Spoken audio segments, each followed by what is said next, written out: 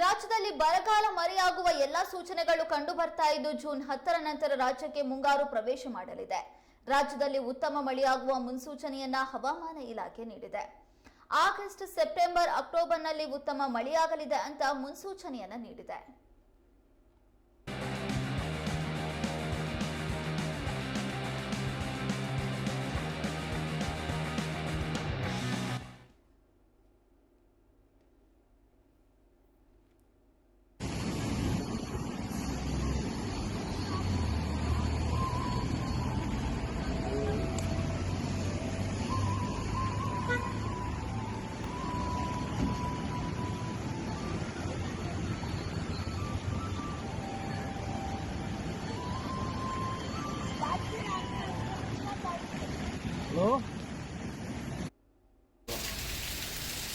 B danger ದವಾಖಾನೆ ಮುಗೀತಲ್ಲ.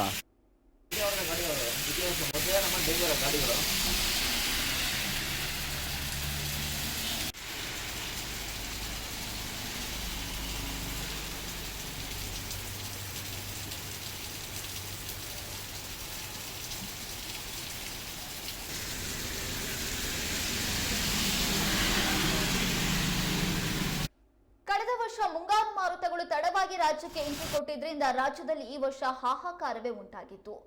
ಬರ ಪರಿಸ್ಥಿತಿ ಇಡೀ ರಾಜ್ಯವನ್ನ ಆವರಿಸಿತ್ತು. ಕಂಡು ಕೇಳರಿಯದ ಬರ ಪರಿಸ್ಥಿತಿಯಲ್ಲಿ ಕರ್ನಾಟಕ ರಾಜ್ಯ ಸರ್ಕಾರ ಇದ್ದು ಬೆಂಗಳೂರಿನಂತ ಮಹಾನಗರಗಳಲ್ಲಿ ಕುಡಿಯುವ ನೀರಿನ ಸಮಸ್ಯೆ, ಇನ್ನು ಮಲೆನಾಡು, ಅರೆಮಲೆನಾಡು ಭಾಗದಲ್ಲಿ ವಾಣಿಜ್ಯ ಬೆಳೆ ಸೇರಿದಂತೆ ಕೃಷಿಯನ್ನು ಉಳಿಸಿಕೊಳ್ಳೋದೇ ರೈತರಿಗೆ ಸವಾಲಾಗಿತ್ತು. ಆದ್ರೆ ಇದೀಗ ಎಲ್ಲಾ ರೈತರಿಗೂ ಕೂಡ ಸಿಹಿ ಸುದ್ದಿ ಸಿಗ್ತಾ ಇದೆ. ಅದೇನು ಅಂದ್ರೆ ರಾಜ್ಯಕ್ಕೆ ಮುಂಗಾರು ಬಹಳ ಬೇಗನೆ ಎಂಟ್ರಿ ಕೊಡಲಿದೆ ಅನ್ನುವಂತ ಮುನ್ನೆಚ್ಚರಿಕೆಯನ್ನ ಹವಾಮಾನ ಇಲಾಖೆ ನೀಡ್ತಾ ಇದೆ. ಅಷ್ಟಕ್ಕೂ ಈ ಬಾರಿ ಜೂನ್ 1ಕ್ಕೆ ಕೇರಳವನ್ನ ಪ್ರವೇಶಿಸುವಂತ ಮುಂಗಾರು ಕರ್ನಾಟಕ ರಾಜ್ಯವನ್ನ ಪ್ರವೇಶ ಮಾಡೋದು ಜೂನ್ 10ರ ಬಳಿಕ. ಜೂನ್ 10ರ ಬಳಿಕ ಈ ಬಾರಿ ರಾಜ್ಯದಲ್ಲಿ ಉತ್ತಮವಾಗಿ ಮಳೆಯಾಗುತ್ತೆ ಅನ್ನುವಂತಹ ಮಾಹಿತಿಯನ್ನ ಹವಾಮಾನ ಇಲಾಖೆ ನೀಡಿದೆ.